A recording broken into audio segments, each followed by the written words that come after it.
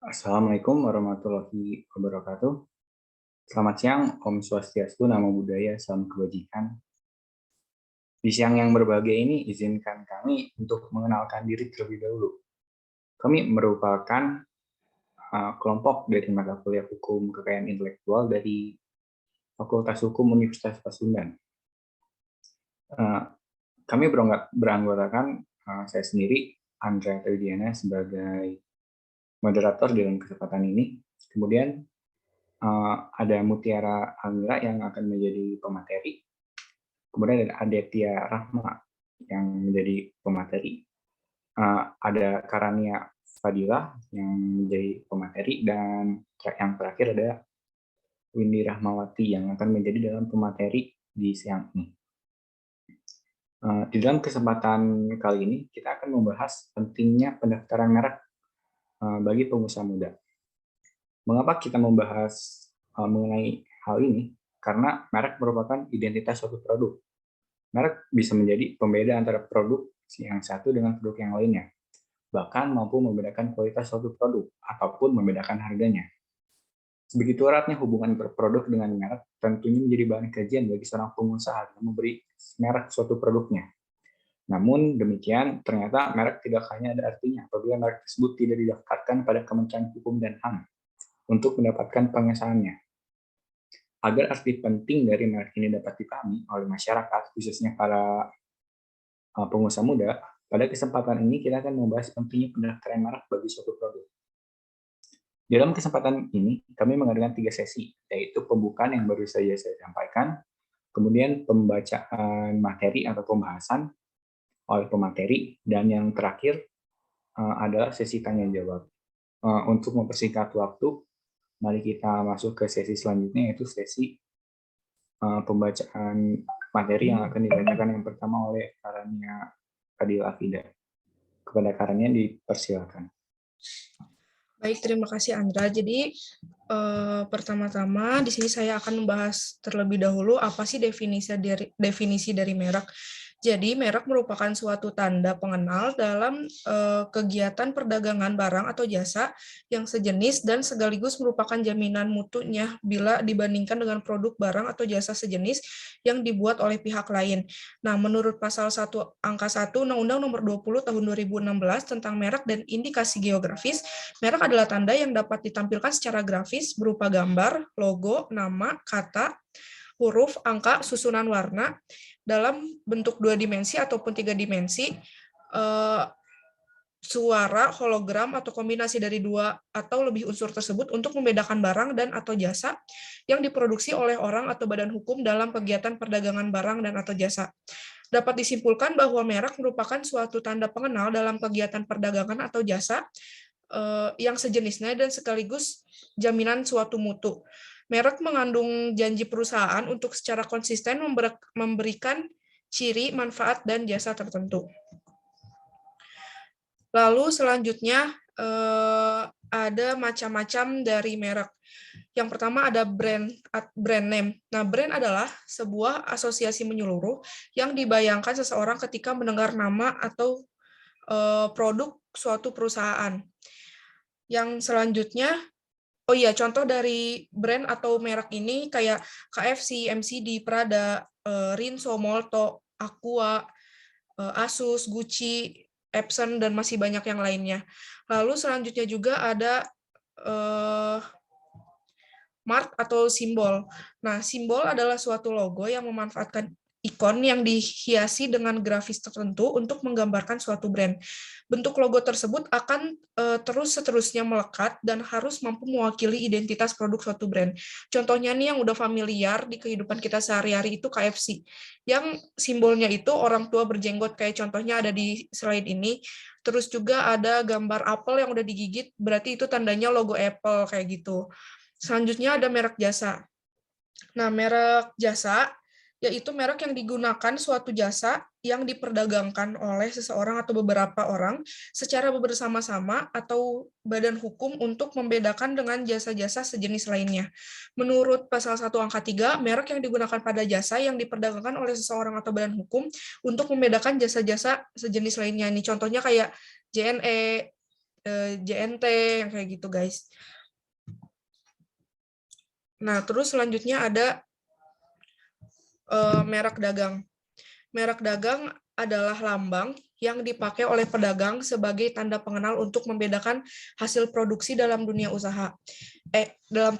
Dalam dunia usaha, sejumlah pedagang menyematkan merek pada barang atau jasa yang mereka pasarkan. Nah, menurut pasal 1 ayat 2, merek yang digunakan pada barang yang diperdagangkan oleh seseorang atau beberapa orang secara bersama-sama atau badan hukum untuk membedakan dengan barang jenis lainnya.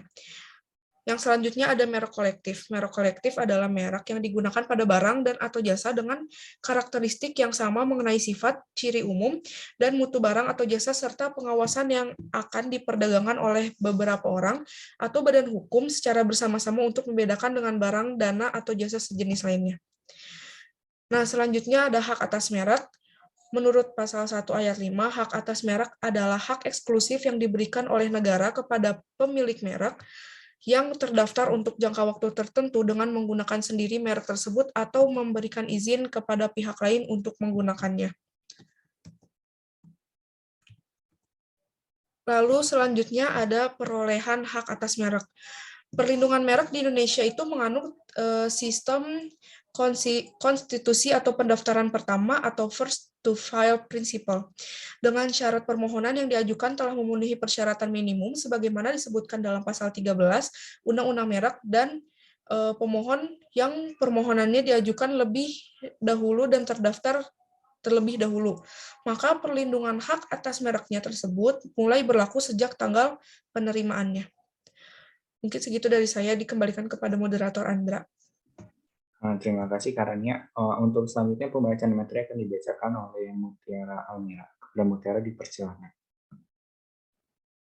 Baik, terima kasih kepada moderator. Selanjutnya ada permohonan dengan hak prioritas. Permohonan dengan menggunakan hak prioritas harus diajukan dalam waktu paling lama 6 bulan, terhitung sejak tanggal penerimaan permohonan pendaftaran merek yang pertama kali diterima di negara lain yang merupakan anggota Konvensi Paris tentang perlindungan kekayaan industri atau anggota persetujuan pembentukan organisasi perdagangan dunia. Selanjutnya ada merek yang tidak bisa didaftarkan terdapat di pasal 20 Undang-Undang Nomor 20 Tahun 2016, yaitu merek tidak dapat didaftar jika bertentangan dengan ideologi negara, peraturan perundang-undangan, moralitas, agama, kesusilaan, atau ketertiban umum. Di pasal 20 Undang-Undang Nomor 20 Tahun 2016 sama dengan berkaitan dengan atau hanya menyebut barang dan atau jasa yang dimohonkan pendaftarnya, memuat unsur yang dapat menyesatkan masyarakat tentang asal, kualitas, jenis, ukuran, macam, tujuan, penggunaan barang dan atau jasa yang dimohonkan pendaftarannya, atau merupakan nama varietas, tanaman yang dilindungi untuk barang dan atau jasa yang sejenis.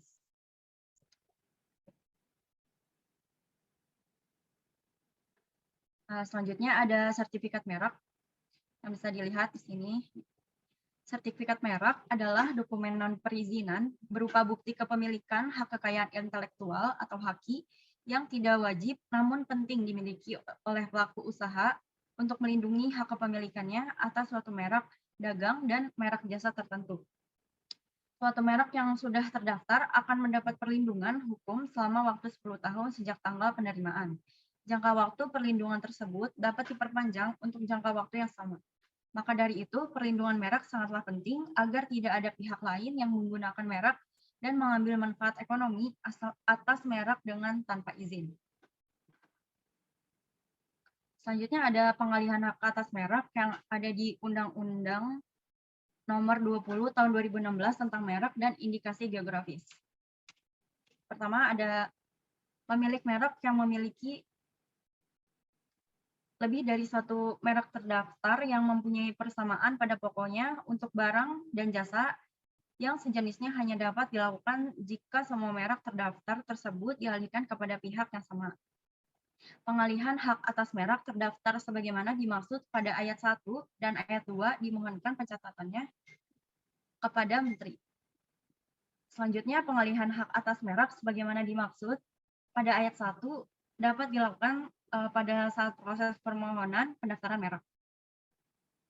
Lanjut, hak atas merek terdaftar dapat beralih atau dialihkan karena pewarisan, wasiat, wakaf, hibah, perjanjian, dan lain sebagainya. Dan yang terakhir ada pengalihan hak atas merek terdaftar yang tidak dicatatkan tidak berakibat hukum pada pihak ketiga. Selanjutnya akan diserahkan kepada moderator. Terima kasih Mutiara. Selanjutnya materinya akan dibacakan oleh Aditya Rahma. Kepada Aditya dipersilakan. Baik, terima kasih moderator. Yang selanjutnya ada pentingnya lisensi bagi pemilik merek. Keuntungan yang didapatkan bagi pemilik lisensi yaitu akan mendapatkan royalti yang besar. Telah disepakati oleh kedua pihak, pemilik lisensi dan penerima lisensi. Lisensi atau perizinan pada tenaga kesehatan ini juga tercantum pada Peraturan Pemerintah Republik Indonesia Nomor 32 Tahun 1996 pada bab 3 pasal 4, tenaga kesehatan hanya dapat melakukan upaya kesehatan yang bersangkutan memiliki izin dari menteri. Dikecualikan dari pemilikan izin sebagaimana dimaksud dalam ayat 1 bagi tenaga kesehatan masyarakat.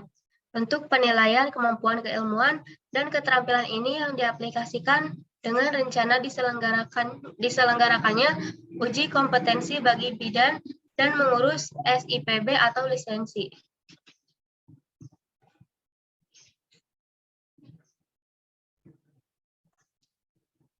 Selanjutnya ada penggunaan merek kolektif. Yang pertama, sifat, ciri umum, atau mutu barang dan jasa yang akan diproduksi dan diperdagangkan. Yang kedua, pengawasan atas penggunaan merek kolektif. Yang ketiga, sanksi atas pelanggaran ketentuan penggunaan merek kolektif. Yang keempat, untuk pemberdayaan usaha mikro, kecil, dan menengah. Pemerintah dapat mendaftarkan merek kolektif yang diperlukan bagi pengembangan usaha atau pelayanan publik. Selanjutnya ada pengalihan merek kolektif. Tata cara pengalihan merek kolektif. Yang pertama ada pengalihan hak merek kolektif terdaftar wajib dimohonkan pencatatannya pada menteri dan dikenai biaya. Yang kedua, pencatatan pengalihan hak merek kolektif dicatat dan diumumkan dalam berita resmi merek.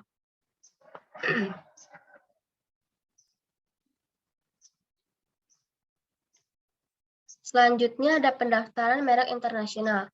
Syarat permohonan pendaftaran merek internasional. Yang pertama, pemohon yang memiliki kewenangan di Indonesia. Yang kedua, pemohon yang memiliki domisili atau tempat kedudukan hukum di wilayah Negara Kesatuan Republik Indonesia.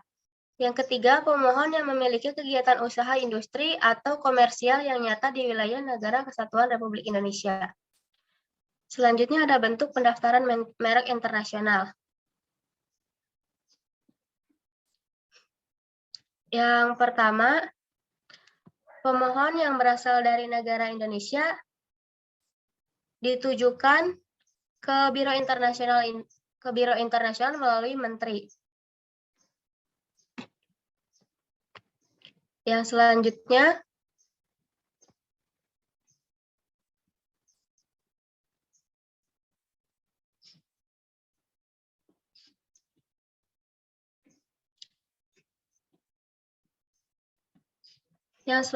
ada prosedur pendaftaran merek internasional. Yang pertama, pemohon. Pemohon menunjukkan pendaftaran merek internasional dengan syarat memiliki merek dasar berupa permohonan pendaftaran atau merek terdaftar Indonesia. Permohonan internasional ditunjukkan kepada Biro Internasional melalui Direktorat Jenderal Hak Kekayaan Intelektual.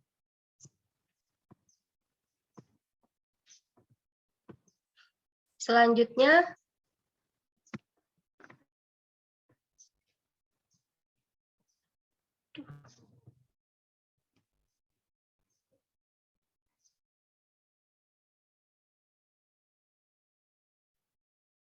mohon maaf ada kendala sinyal dari Aditya Rahma mungkin. Untuk materi selanjutnya dapat dibacakan oleh Windy Rahmawati. Kepada Windy, dipersilakan.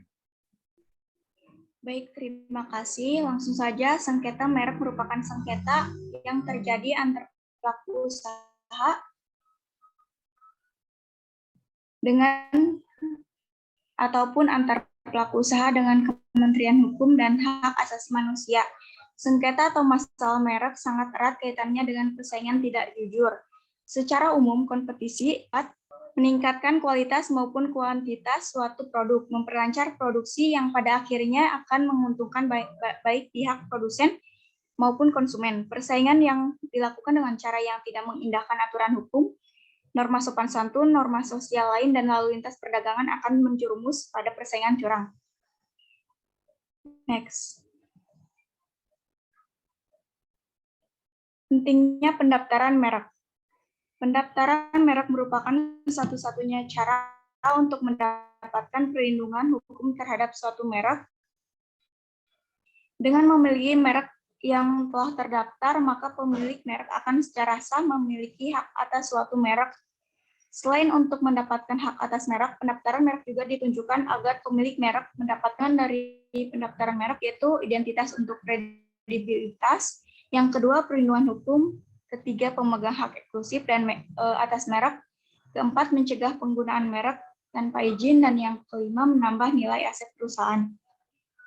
Kasus merek di Indonesia seperti Geprek Bensu, kronologinya yaitu PT Ayam Geprek Bensu merupakan merek dagang dari Beni Sujono, Janset Kurniawan, dan Stefani Livinus, membuka usaha ayam geprek yang diberi nama Ayam Geprek Bensu. Kemudian kata Bensu di sini adalah singkatan dari Beni Sujono. Keterkaitan antara produk ini dengan Ruben Onsu yaitu saat pemilik sah dari PT Ayam Geprek Beni Sujono tersebut menggandeng Jordi Onsu sebagai manajer operasionalnya.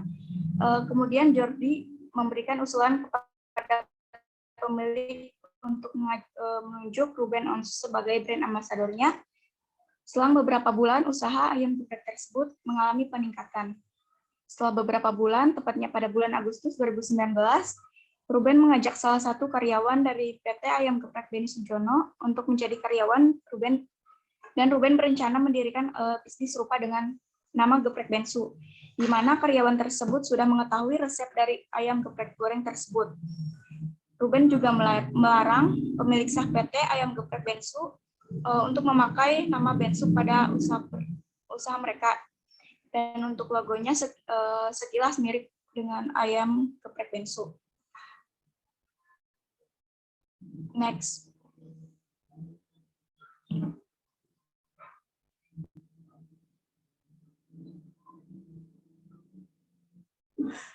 Kemudian pada tanggal 25 September 2019, Ruben Onsu melayangkan gugatan kepada PT Ayam Geprek Beni Sujono. Gugatan ini dilayangkan ke Pengadilan Negeri Jakarta Pusat atas nama Justin Handolim. Majelis Pengadilan Negeri Niaga Jakarta Pusat menolak gugatan tersebut dengan nomor perkara 48-Haki-PDT-Sus-Haki-merek-2018- Pengadilan Negeri Niaga Jakarta Pusat. Penolakan ini dikeluarkan pada tanggal 7 Februari 2019.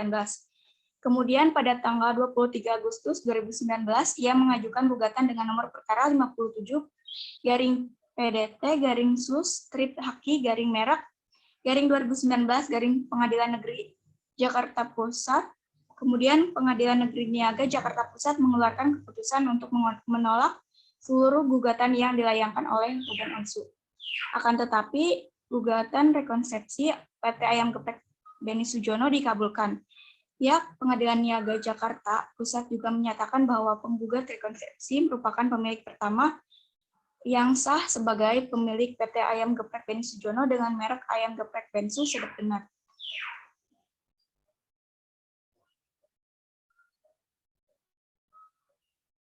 Kemudian kasus berlanjut dengan tuntutan susulan Beni Sujono.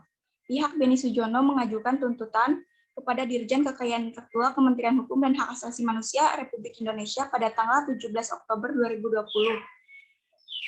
Dengan gugatan ini berdasarkan Dirjen KI yang menerbitkan surat penghapusan PT Ayam Geprek Beni Sujono dan Yang Chat, padahal Dirjen KI seharusnya hanya membatalkan merek ayam geprek yang didaftarkan atas nama Ruben Onsu sesuai dengan keputusan MA yang memenangkan gugatan pihak Beni Sujono.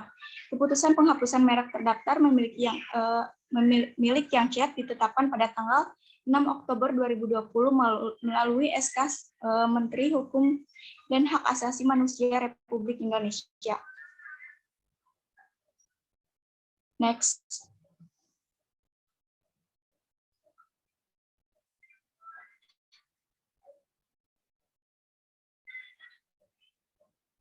Kemudian penyelesaian sengketa merek, yaitu dalam Undang-Undang Merek diatur tentang penyelesaian sengketa merek melalui arbitrase dan alternatif penyelesaian sengketa. Cara penyelesaian sengketa melalui arbitrase yaitu dan alternatif penyelesaian sengketa diatur dalam Undang-Undang Nomor 30 Tahun 1999. Dalam undang-undang tersebut dikenal beberapa cara penyelesaian sengketa, yaitu yang pertama arbitrase, yang kedua konsultasi, yang ketiga negosiasi, yang keempat mediasi, kelima konsiliasi, dan yang terakhir penilaian ahli. Di antara cara penyelesaian sengketa di luar pengadilan tersebut, hanya penyelesaian sengketa melalui arbitrase yang menghasilkan putusan memaksa yang dijatuhkan oleh pihak ketiga, yaitu arbiter atau majelis arbiter. Putusan arbitrase bersifat final dan mempunyai kekuatan hukum tetap dan mengikat para pihak. Putusan arbitrase bersifat final artinya putusan ini merupakan putusan final dan karenanya tidak dapat diajukan banding, kasasi, dan peninjauan kembali. Sedangkan cara penyelesaian lainnya yang termasuk dalam alternatifnya diserahkan pada para pihak. Sekian pemaparan dari saya, dikembalikan kepada. Terima kasih Windy Rahmawati sebagai pemateri terakhir yang membacakan tentang materi pentingnya pendaftaran merek bagi para pengusaha muda. Kemudian untuk selanjutnya akan ada sesi tanya jawab yang skemanya mungkin teman-teman akan menanyakan kepada kami, kemudian akan kami tampung dahulu pertanyaan dari teman-teman. Setelah pertanyaan terkumpul akan kami jawab. Terima kasih. Mungkin dari teman-teman ada yang ingin menanyakan tentang materi yang baru disampaikan. Silakan kepada saya Diraka. Izin bertanya. Ya, silakan untuk saya Diraka terlebih dahulu. Negara mana saja yang bisa dituju untuk pendaftaran merek internasional? Segitu saja pertanyaannya. Oke, terima kasih atas pertanyaan. Kami tampung terlebih dahulu. Kemudian mungkin Arvisya, silakan. Izin bertanya. Silakan Arvisya. Jika ingin mendaftarkan merek itu, kita harus kemana dan berapa biaya pendaftarannya? Terima kasih. Oke, terima kasih Arvisya untuk pertanyaannya. Mungkin teman-teman bisa menanyakan pertanyaan di kolom komentar chat atau boleh langsung raise hand.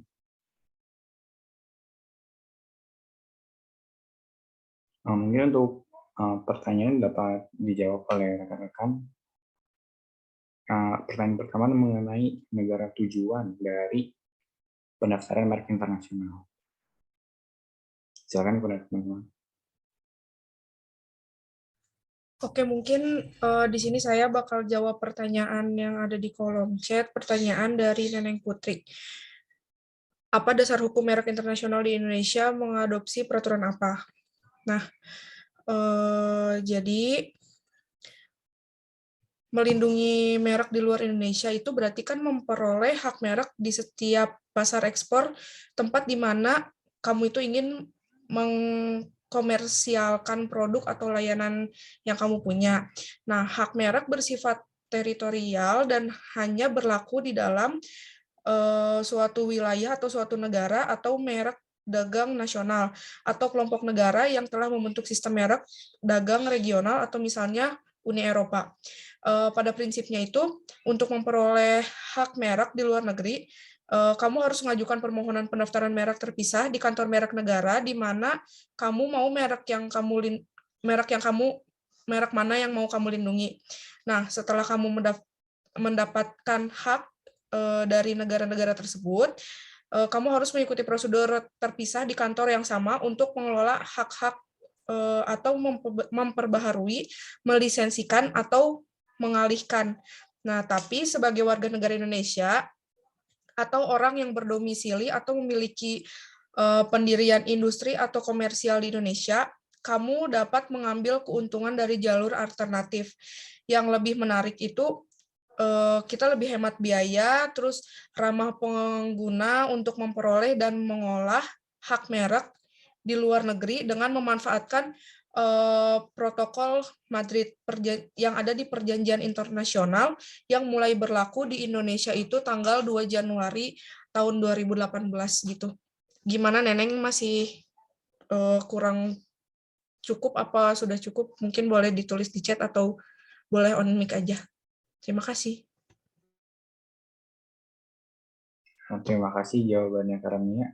Mungkin kalau masih kurang paham boleh menanyakan lagi di kolom komentar chat.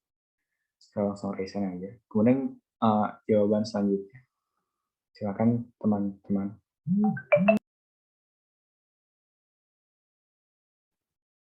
Saya ingin menjawab pertanyaan Arvisha. Yang pertanyaannya, mendaftar merek tuh harus kemana sih dan berapa biaya pendaftarannya? Tarif pendaftaran hak merek untuk UMKM bisa sekitar 500.000 apabila melakukan secara online dan Rp600.000 apabila melakukan secara manual atau offline. Untuk pendaftaran hak merek bagi masyarakat umum itu sekitar Rp1.800.000 secara online dan Rp2 juta yang dilakukan secara manual atau offline. Kemudian didaftarkannya ke Direktorat Jenderal Kekayaan Intelektual, DJKI, dan Kementerian Hukum dan HAM. Gimana Saudari Arvisha, apakah masih ada yang kurang?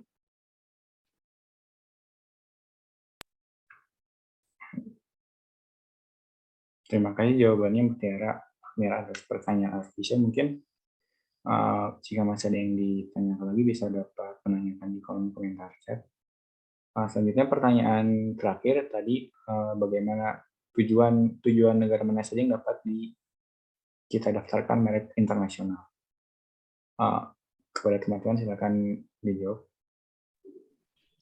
Saya izin menjawab. Untuk negara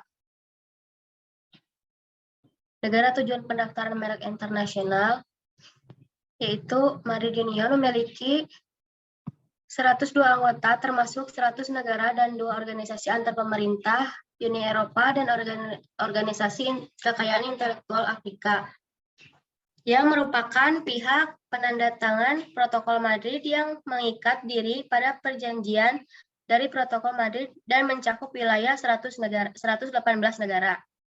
Pihak penandatanganan Protokol Madrid tersebut mewakili lebih dari 80% arus perdagangan dunia dan merupakan pasar yang sangat menarik untuk ekspor Indonesia. Sebagian besar juga mitra dagang utama Indonesia adalah anggota Madrid Union. 15 importir teratas produk Indonesia yang menyumbang hampir 4/5 atau 79,8% ekspor Indonesia pada tahun 2017. Termasuk 12 anggota Madrid Union, yaitu berdasarkan urutan nilai ekspor: Cina, Amerika Serikat, Jepang, India, Singapura, Republik Korea, Filipina, Thailand, Belanda, Vietnam, Jerman, dan Australia. Anggota Madrid Union lain yang juga secara signifikan mempengaruhi nilai ekspor Indonesia, termasuk Swiss, Rusia, Spanyol, Prancis, Inggris, dan Italia.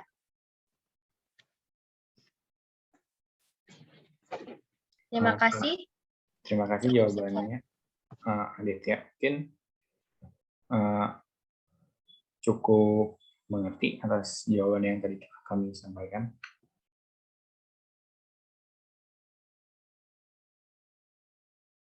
Apakah ada pertanyaan lagi, teman-teman, mengenai pendaftaran merek ini?